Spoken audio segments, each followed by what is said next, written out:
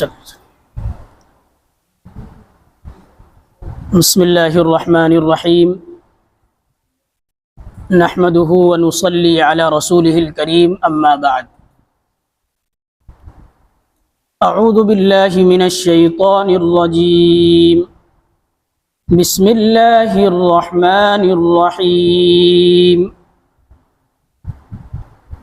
أرأيت الذي يكذب بالدين فذلك الذي يدع اليتيم ولا يحض على طعام المسكين فويل للمصلين الذين هم عن صلاتهم ساهون الذين هم يراءون ويمنعون الماعون صدق اللہ العظیم۔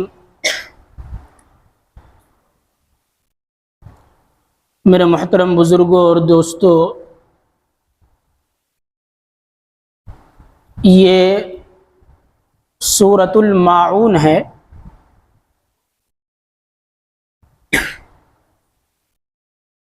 پچھلے ہفتے آپ کے سامنے یہ بات بیان کی جا چکی ہے کہ اس سورت کی ابتدائی 3 آیتوں میں کفار و مشرکین کی 3 بری عادتوں کی مذمت بیان کی گئی۔ وہ 3 بری عادتیں کیا ہیں؟ پہلی بری عادت قیامت کا انکار کرنا، اور دوسری بری عادت ہے یتیموں کے ساتھ بدسلوکی کرنا، اور تیسری بری عادت قدرت کے باوجود نہ تو خود غریبوں کی مدد کرنا اور نہ دوسروں کو مدد کرنے کی ترغیب دینا۔ یہ 3 بری عادتیں ہیں جن کی مذمت اس سورت کی پہلی 3 آیتوں میں بیان کی گئی ہے۔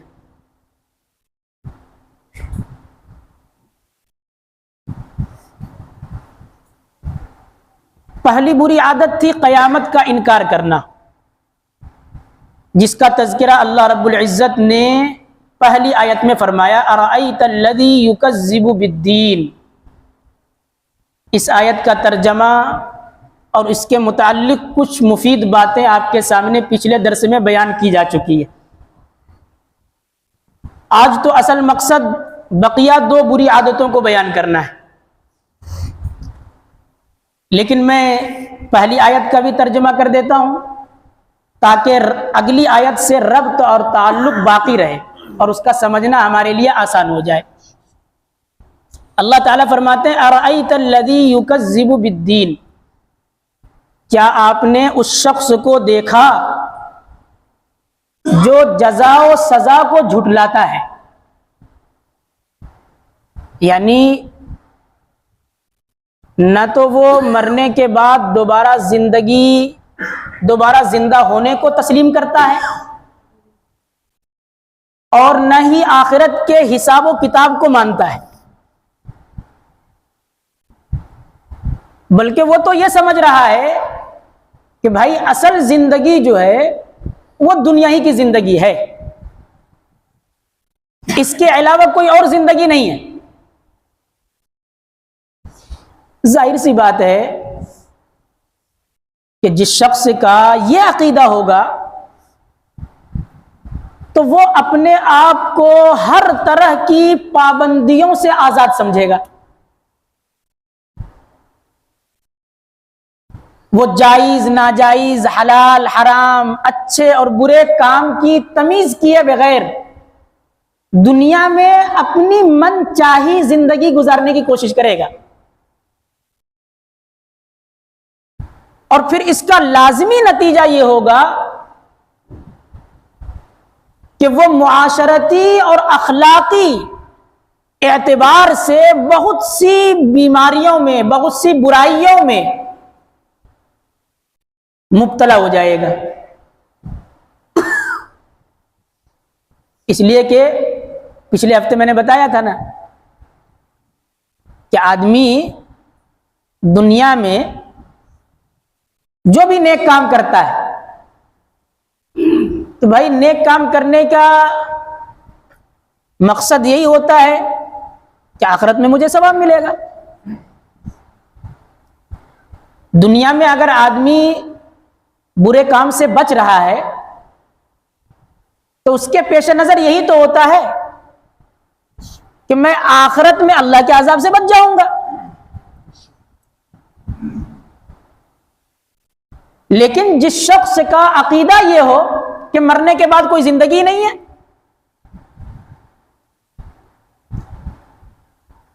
ہم دنیا میں جو کچھ بھی اچھے برے اعمال کر رہے ہیں اس کی کوئی پوچھ ہونے والی نہیں ہے، تو اب اس آدمی کے اندر نیک کام کرنے کا جذبہ پیدا ہوگا؟ نہیں ہوگا. برے کام سے بچنے کی وہ کوشش کرے گا؟ نہیں کرے گا.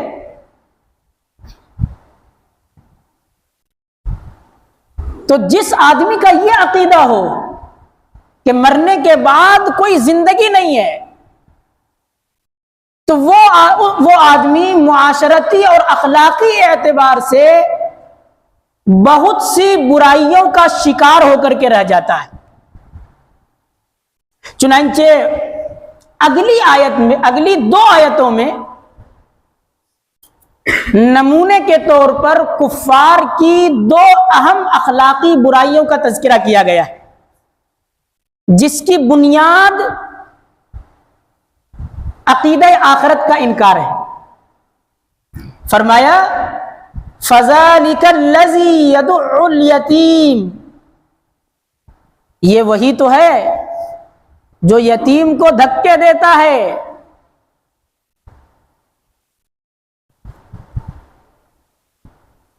جس بچے یا بچی کے باپ کا بچپن ہی میں انتقال ہو جائے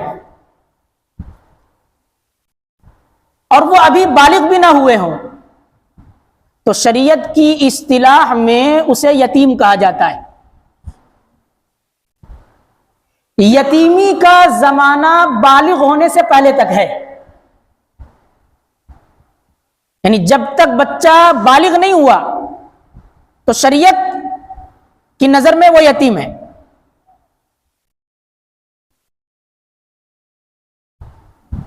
اگر وہ بالغ ہو گیا تو اب شریعت کی نظر میں وہ یتیم نہیں ہے. چنانچہ حدیث میں فرمایا گیا لا یتم بعد احتلام، کہ بالغ ہونے کے بعد کوئی مرد اور عورت یتیم نہیں رہتا ہے. الغرض نابالغی کی حالت میں جس بچے یا بچی کا باپ انتقال کر جائے تو شریعت کی نظر میں وہ کیا ہے؟ یتیم ہے. اب ذرا سوچئے کہ جس بچے کے سر سے باپ کا سایہ اٹھ جائے تو وہ بیچارہ اس بات کا مستحق ہوتا ہے کہ پورا معاشرہ اور اس کا ایک ایک فرد اس کے ساتھ حسن سلوک کرے، اچھا معاملہ کرے، ان کی نگرانی کرے، ان کی ضروریات اور سہولیات کا انتظام کرے. کیونکہ اگر یتیم بچوں کو ویسے ہی چھوڑ دیا جائے، ان کے اخلاق و کردار کی نگرانی نہ کی جائے تو ہو سکتا ہے کہ کل یہی بچے پورے معاشرے کی تباہی اور بربادی کا ذریعہ بن جائیں.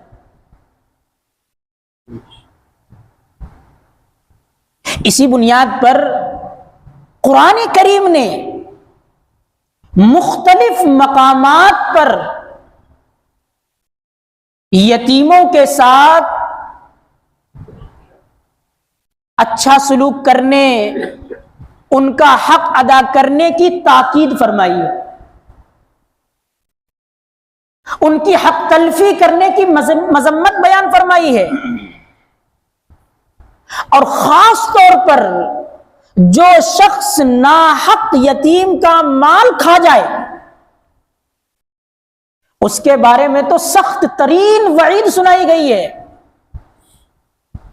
چنانچہ فرمایا اللہ تعالیٰ نے ان الذین یأکلون اموال الیتامی ظلما انما یأکلون فی بطونہم نارا وسیصلون سعیرا، کہ جو لوگ ناحق طریقے پر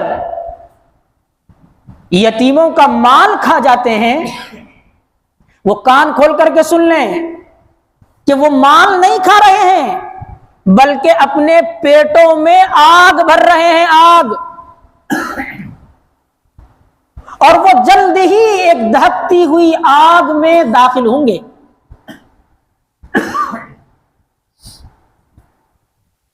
اور اللہ کے نبی علیہ الصلوۃ والسلام نے اپنی متعدد احادیث میں یتیموں کی پرورش کرنے اور ان کے ساتھ ہمدردی اور غمخواری کا معاملہ کرنے کی ترغیب دی ہے۔ چنانچہ آپ نے اپنی شہادت والی انگلی اور بیچ والی انگلی کو تھوڑے فاصلے کے ساتھ ملا کر یہ فرمایا کہ میں اور یتیم کی پرورش کرنے والا کل قیامت کے دن جنت میں اس طرح قریب ہوں گے جس طرح یہ دو انگلیاں قریب ہیں۔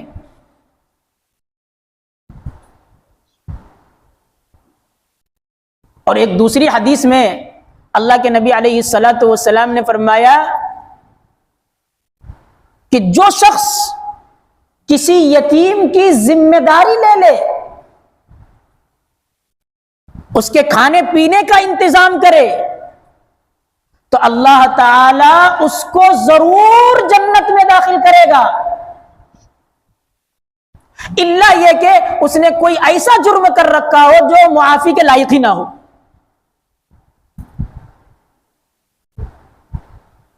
ایک اور حدیث میں اللہ کے نبی علیہ الصلوۃ والسلام نے فرمایا کہ مسلمانوں کے گھرانوں میں سب سے بہترین اور اچھا گھرانہ وہ ہے جس میں کوئی یتیم ہو اور اس کے ساتھ اچھا برتاؤ کیا جا رہا ہو۔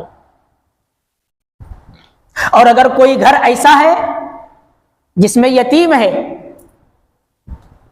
لیکن اس کے ساتھ وہاں برا سلوک کیا جا رہا ہے، وہاں اس کی بے عزتی کی جا رہی ہے، اس کی ناقدری کی جا رہی ہے، تو اللہ کے نبی علیہ الصلوۃ والسلام نے فرمایا کہ وہ تمام گھرانوں میں سب سے بدترین گھر ہے۔ یعنی یتیموں کے ساتھ اچھا برتاؤ یہ کسی گھر کو اللہ کی نظر میں عزت اور تکریم کا حامل بنا دیتی، اور یتیم کے ساتھ برا برتاؤ یہ کسی گھر کو اللہ کی نظر میں قابل نفرت بنا دیتی۔ اور ایک حدیث میں تو اللہ کے نبی علیہ الصلوۃ والسلام نے بڑی عظیم خوشخبری سنائی۔ آپ نے فرمایا اگر کوئی شخص محض اللہ کو خوش کرنے کے لیے، اللہ کو راضی کرنے کے لیے کسی یتیم کے سر پر شفقت اور محبت کا ہاتھ رکھتا ہے، اس کے سر پر ہاتھ پھیرتا ہے، تو سر کے جتنے بالوں پر ہاتھ پھیرا گیا ہے ہر بال کے بدلے میں اس کے نام اعمال میں ایک ایک نیکیاں لکھی جائیں گی۔ اتنی عظیم بشارت سنائی اللہ کے نبی علیہ السلام۔ الغرض یتیموں کی کفالت کرنا، اس کی پرورش کرنا، ان کے ساتھ اچھا معاملہ کرنا، ان کے سر پر شفقت اور پیار کا ہاتھ پھیرنا، یہ بہت بڑی سعادت کی بات ہے، لاکھوں نیکیوں کو حاصل کرنے کا ذریعہ ہے، جنت میں داخل ہونے کا ایک بہترین سبب ہے۔ اور اس سے بڑی بات یہ ہے کہ اس کی وجہ سے آدمی کو جنت میں نبی کریم علیہ الصلاۃ والسلام کا قرب نصیب ہوتا ہے۔ اور میرے بھائیوں، اگر جس شخص کو قیامت کے دن جنت میں نبی کا قرب نصیب ہو جائے، اس سے بڑا خوش قسمت انسان کوئی اور ہو سکتا ہے؟ نہیں ہو سکتا۔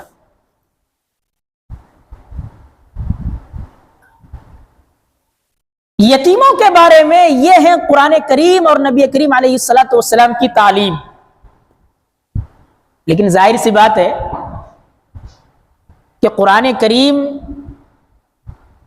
اور احادیث کی ان تعلیمات پر تو وہی شخص عمل کرے گا جس کا عقیدہ آخرت پر ایمان ہوگا، جو حساب و کتاب اور جزا و سزا پر یقین رکھتا ہوگا۔ جو آدمی قیامت ہی کا انکار کرتا ہے، حساب و کتاب کو مانتا ہی نہیں، تو ایسے شخص سے اس خیر و بھلائی کی امید نہیں کی جا سکتی ہے کہ وہ غریبوں اور یتیموں کے ساتھ اچھا معاملہ کرے گا، وہ یتیموں کے سر پر پیار اور محبت کا ہاتھ پھیرے گا، بلکہ ایسے شخص کا یتیموں کے ساتھ عام طور پر وہ رویہ ہوگا جو قرآن کریم کی اس آیت میں بیان کیا گیا ہے، فَذَلِكَ الَّذِي يَدُعُّ الْيَتِيمَ، کہ جو شخص قیامت کا انکار کرتا ہے، حساب و کتاب کو جھٹلاتا ہے، اس کی اخلاقی گراوٹ اور پستی کا عالم یہ ہے کہ اگر کوئی یتیم اس کے پاس مدد مانگنے کے لیے آتا ہے تو اس یتیم کی خستہ حالی پر اسے ذرا بھی ترس نہیں آتا، اس کی بے بسی کو دیکھ کر اس کا دل نہیں پسیجتا، اسی لیے تو مدد کرنے کے بجائے حقارت کی نظر سے اسے دیکھتا ہے اور دھکے مار کر کے دھتکار کر اسے گھر سے باہر نکال دیتا ہے۔ اسی طریقے سے اگر ایسے شخص کی پرورش میں کوئی یتیم بچہ ہے تو ہمدردی کرنے کے بجائے اس کے ساتھ بدسلوکی کرتا ہے، اس کے ساتھ توہین اور تذلیل کا معاملہ کرتا ہے۔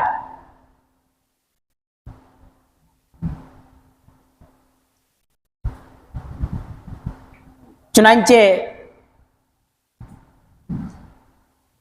بعض مفسرین نے ایک بڑا ہی عجیب واقعہ لکھا ہے کہ ابو جہل جو تھا ایک یتیم بچے کا وصی تھا، یعنی کسی یتیم بچے کی پرورش کی ذمہ داری ابو جہل نے اپنی ذمہ لے رکھی تھی۔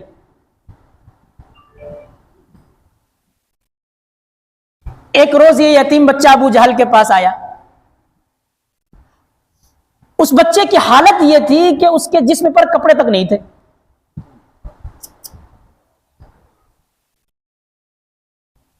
اس بچے نے آ کر ابو جہل سے یہ کہا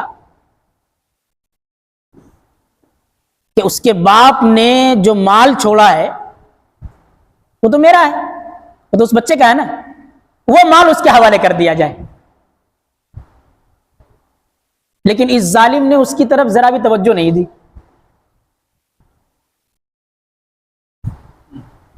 بالآخر وہ بچہ مایوس ہو کر کے واپس آ گیا۔ کفار و مشرکین یہ تو ہر وقت موقع کی تلاش میں رہتے تھے کہ کب کوئی موقع ہاتھ آئے اور اس کو نبی کریم علیہ الصلوۃ والسلام کی تکلیف پہنچانے کے لیے استعمال کیا جائے. یہاں بھی قریش کے سرداروں کو شرارت سوجی، چنانچہ انہوں نے استہزاء اور مذاق اڑانے کے لیے اس بچے کو بلایا اور اس بچے سے یہ کہا کہ اچھا ایسا کرو، تم محمد کے پاس جاؤ صلی اللہ علیہ وسلم، محمد صلی اللہ علیہ وسلم کے پاس جاؤ اور ان سے ابو جہل کی شکایت کرو.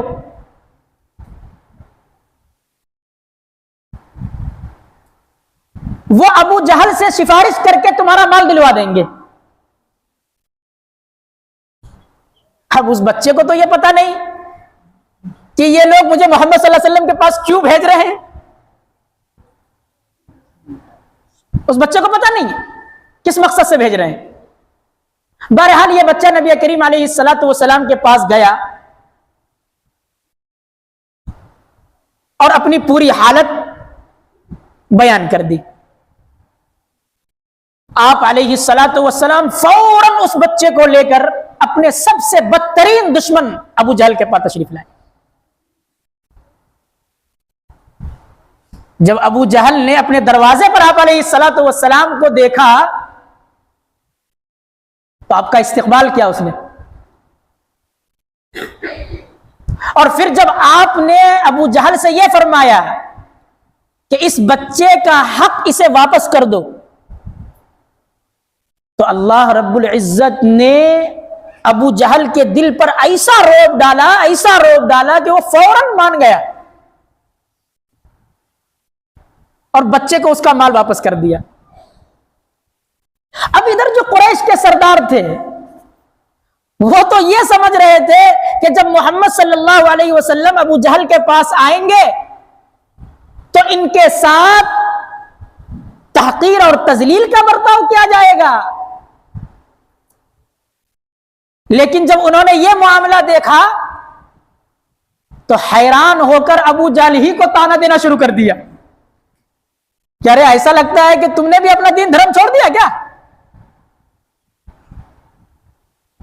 تو ابو جہل کہنے لگا خدا کی قسم میں نے اپنا دین چھوڑا نہیں ہے، لیکن حقیقت یہ ہے کہ جب محمد میرے پاس آئے تھے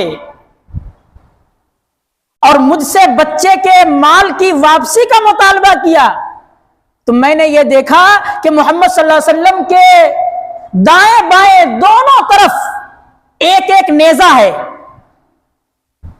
مجھے یہ ڈر ہوا کہ اگر میں نے ان کی مرضی کے خلاف کوئی بھی حرکت کی تو یہ نیزہ میرے جسم میں پیوست ہو جائے گا، میرے جسم میں داخل ہو جائے گا. اس لیے میں نے فوراً ان کی بات مان لی اور بچے کا مال اس کو سپرد کر دیا.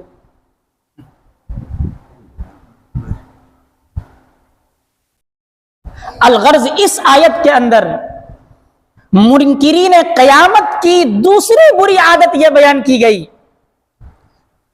کہ حساب و کتاب کو جھٹلانے کی وجہ سے ان لوگوں کے دل اس قدر سخت ہو چکے ہیں کہ جن یتیموں کے ساتھ جن یتیموں پر رحم کھانا چاہیے، ان کے ساتھ ہمدردی اور غمخواری کا معاملہ کرنا چاہیے، یہ ان کے ساتھ سنگ دلی اور بد اخلاقی کا مظاہرہ کرتے ہیں، ان کے مال کو ہڑپ کر جاتے ہیں، ان کی توہین میں کوئی کسر نہیں چھوڑتے، حتیٰ کہ دھکے دے کر اپنے گھر سے باہر نکال دیتے.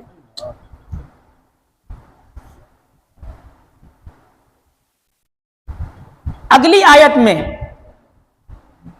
کفار و مشرکین کی تیسری بری عادت کا بیان ہے. فرمایا وَلَا يَحُضُّ عَلَى طَعَامِ الْمِسْكِينِ، اور یہ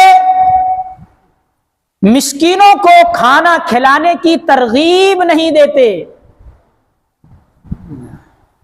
کیا مطلب یہ ہے کہ قیامت کی تکذیب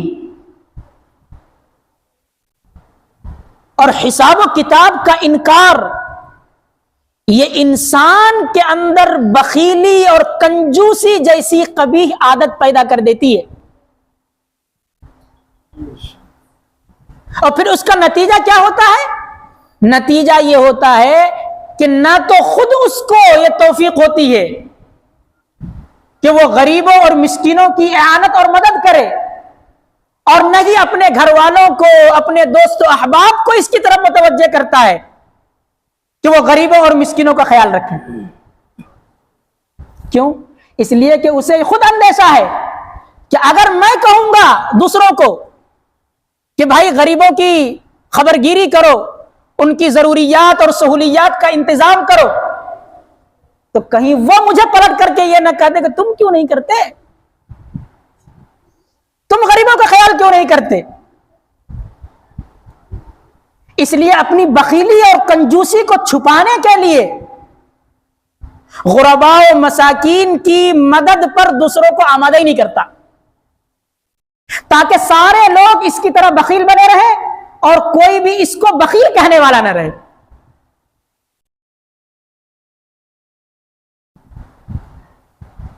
بلکہ اس کی کنجوسی کا عالم تو یہ ہے کہ اگر کوئی شخص ان یتیموں پر ترس کھا کر ان کی مدد کرنا چاہتا ہے تو یہ ان کی حوصلہ افزائی بھی نہیں کرتا، بلکہ اس کو طعن و تشنیع کا نشانہ بنا کر اس میں رکاوٹ ڈالنے کی کوشش کرتا ہے، تاکہ شروع ہی سے اس کا حوصلہ ہی پست ہو جائے، وہ اس معاملے میں آگے ہی نہ بڑھ سکے۔ یہ کنجوسی بلکہ مہا کنجوسی اسی لیے پیدا ہوئی ہے کہ مرنے کے بعد دوبارہ زندہ ہونے کو اور اللہ کے دربار میں اپنی حاضری اور جواب دہی کو یہ شخص تسلیم نہیں کر رہا ہے۔ یہ اس بات کو نہیں مان رہا ہے کہ مجھے اللہ کے سامنے حساب دینا ہے۔ اگر اس شخص کے اندر یہ احساس پیدا ہو جائے کہ مرنے کے بعد مجھے دوبارہ زندہ ہونا ہے، اللہ کے سامنے حاضر ہونا ہے، اللہ رب العزت مجھ سے میرے اعمال کے بارے میں حساب لے گا، اگر اس کے اندر یہ احساس پیدا ہو جائے تو یہ گھٹیا حرکتیں اس سے سرزد نہیں ہو سکتی۔ تھوڑا دیر غور کیجئے، ان دو آیتوں میں جن بری عادتوں کا تذکرہ کیا گیا ہے وہ بری عادت کن کی ہے؟ کن کی ہے؟ کافروں کی، مشرکوں کی۔ تو ان دو آیتوں سے یہ بات معلوم ہوتی ہے کہ یتیموں کے ساتھ بے رحمی کا معاملہ کرنا، قدرت کے باوجود غریبوں اور مسکینوں کی نہ خود مدد کرنا اور نہ دوسروں کو مدد کرنے کی ترغیب دینا، یہ اتنے برے اور گھٹیا کام ہیں کہ اس کو کوئی کافر ہی کر سکتا ہے۔ کسی ایمان والے سے ایسے کام کرنے کی امید نہیں کی جا سکتی۔ آپ تھوڑی دیر کے لیے سوچئے کہ آج ہمارے معاشرے کے اندر، ہم مسلمانوں کے اندر یہ بیماری پائی جا رہی کہ نہیں پائی جا رہی؟ یہ بری عادت پائی جا رہی کہ نہیں پائی جا رہی؟ حالانکہ اسلام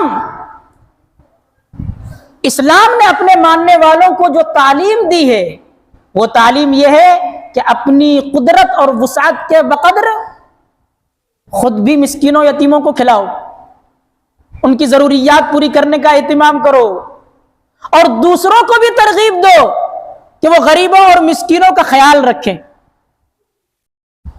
چنانچہ قرآن کریم کے اندر فرمایا گیا فَكُلُوا مِنْهَا وَأَطْعِمُوا الْبَائِسَ الْفَقِيرَ، کہ خود بھی کھاؤ اور خستہ حال محتاجوں کو بھی کھلاؤ۔ اور ایک آیت کے اندر اللہ تعالیٰ نے فرمایا وَأَطْعِمُوا الْقَانِعَ وَالْمُعْتَرَّ، کہ سوالی اور بے سوالی ہر طرح کے ضرورت مندوں کو کھانا کھلاؤ۔ اور اللہ کے نبی علیہ الصلوۃ والسلام سے ایک شخص نے سوال کیا، یا رسول اللہ، اسلام میں سب سے افضل عمل کیا ہے؟ تو آپ علیہ الصلوۃ والسلام نے فرمایا کہ سب سے افضل عمل یہ ہے کہ تم لوگوں کو کھانا کھلاؤ.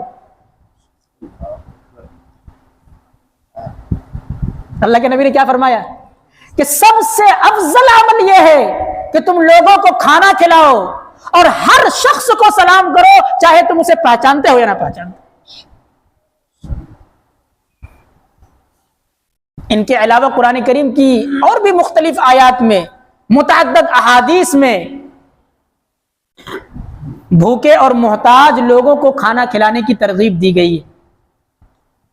اب ہمارا یہ فریضہ بنتا ہے ایک مسلمان ہونے کے ناطے کہ ہم قرآن کریم کی اور نبی کریم علیہ الصلاۃ والسلام کی ان تعلیمات پر عمل کریں. اللہ رب العزت ہمیں اور آپ کو مرتے دم تک عقیدہ آخرت پر قائم رہنے کی توفیق عطا فرمائے. کفار و مشرکین کی ان بری عادتوں سے بچنے، یتیموں کے ساتھ حسن سلوک کرنے اور غرباء و مساکین کی خبرگیری کرنے کی توفیق عطا فرمائے. وآخر دعوانا الحمد للہ رب العالمین. دعا کر لیجیے.